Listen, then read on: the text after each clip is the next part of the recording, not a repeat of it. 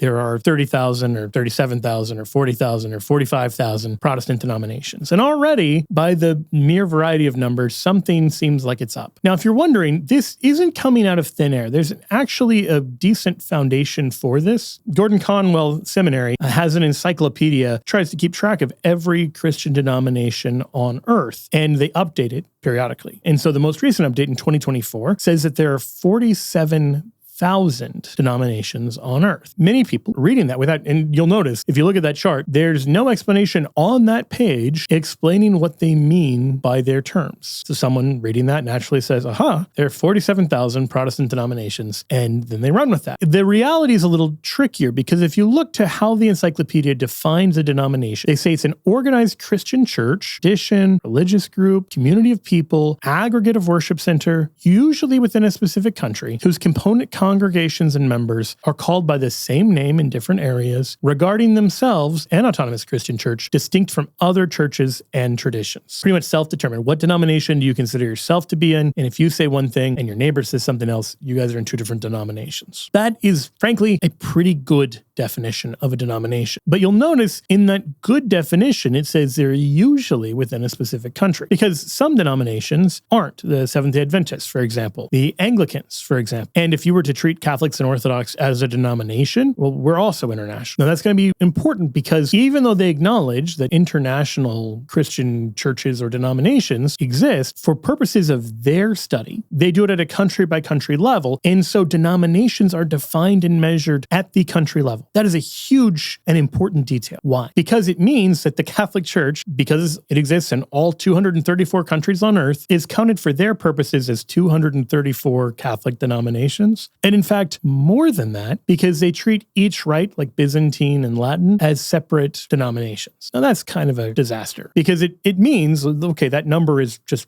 wrong, that it's pointing to something true, but because they've defined denomination in this kind of weird way, it doesn't really work. And it lets Protestants who reject this argument sort of laugh off the 40,000 denominations.